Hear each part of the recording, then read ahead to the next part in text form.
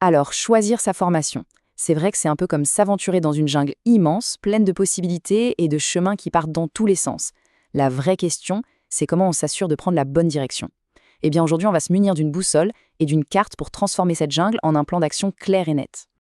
L'université, les études à l'étranger, la formation continue, les options sont tellement nombreuses que ça peut vite donner le vertige.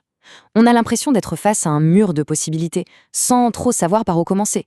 Si c'est le cas, rassurez-vous, c'est un sentiment tout à fait normal. D'ailleurs, on n'est pas seul à se sentir comme ça.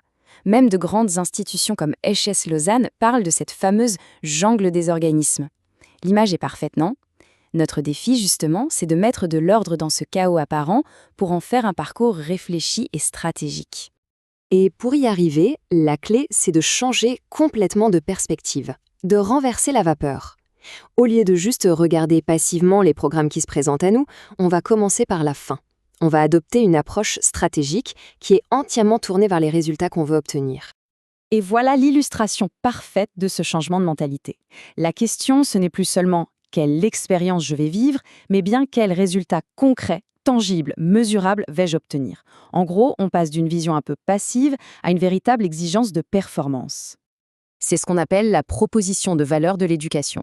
L'idée est toute simple, mais elle change tout. Une formation, ce n'est pas juste une dépense, c'est l'un des investissements les plus importants de toute une vie. Et comme pour n'importe quel investissement, on se doit d'analyser le retour attendu avec un maximum de rigueur.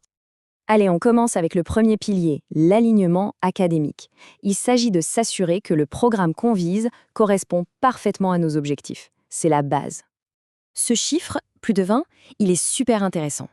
Parce qu'il nous donne un critère très concret pour juger de la rigueur académique d'un programme. Un établissement qui propose autant de cours de haut niveau, eh bien, il montre qu'il est sérieusement engagé à préparer ses étudiants pour les environnements les plus compétitifs. C'est un véritable indicateur de qualité. Pour vérifier cet alignement, il faut jouer les détectives. Est-ce que ce cursus mène bien au diplôme qu'on veut ? Est-ce que les crédits obtenus seront reconnus ailleurs ? Est-ce que les cours sont vraiment pertinents pour la carrière qu'on envisage ?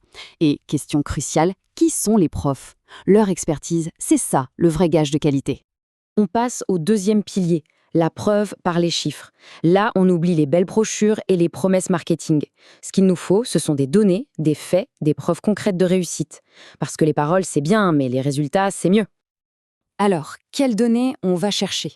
Attention, on ne se contente pas d'un simple taux d'admission global. Non, on va creuser. Quel est le pourcentage d'étudiants qui intègrent les meilleures universités du monde ? Quel est le classement officiel de l'établissement ? Et depuis combien de temps le programme existe ? Chaque chiffre doit être précis, vérifiable et donne raconter une histoire de succès. Ce graphique illustre parfaitement la différence. Un taux d'admission général de 95%, ça a l'air super, non ? Mais en fait, c'est assez vague. Par contre, un taux de 88% d'admission dans des universités du top 100, là, c'est une donnée précise, puissante, qui prouve une performance réelle. C'est ce niveau de détail qu'on doit exiger.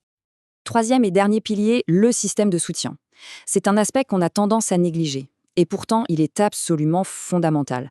La réussite académique, ça ne se joue pas que dans une salle de classe. Ça dépend de tout l'écosystème qui nous entoure. Le concept de soutien à 360 degrés est vraiment la clé ici.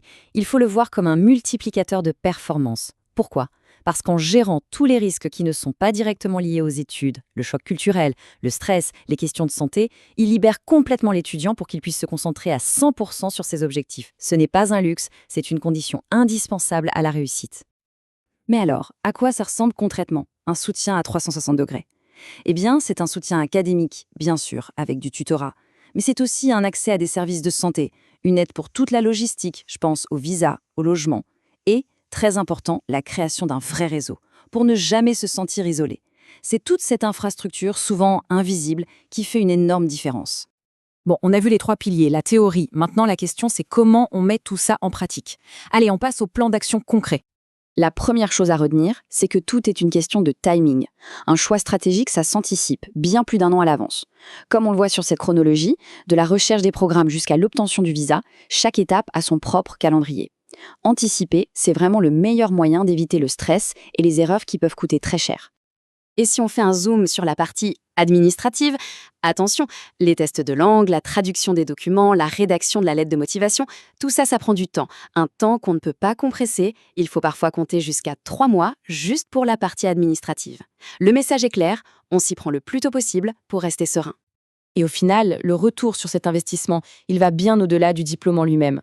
Il s'agit de développer son indépendance, d'acquérir une vision globale du monde et de se donner un avantage compétitif bien réel sur le marché du travail. C'est une véritable transformation à la fois personnelle et professionnelle. Cette citation d'Emilia Zankina résume tout, je trouve. Faire un tel choix, ça demande du courage. Le courage de sortir de sa zone de confort. Mais c'est précisément ce courage-là qui ouvre la porte aux expériences les plus enrichissantes. C'est un appel à oser faire le grand saut, parce que la récompense, elle, en vaut vraiment la peine. On termine donc sur cette question essentielle. Appliquer toute cette méthode, toute cette stratégie, c'est finalement se demander quel retour sur investissement est-ce qu'on vise pour son propre avenir. Et ça, c'est une question qui mérite du temps, de la réflexion et un bon plan.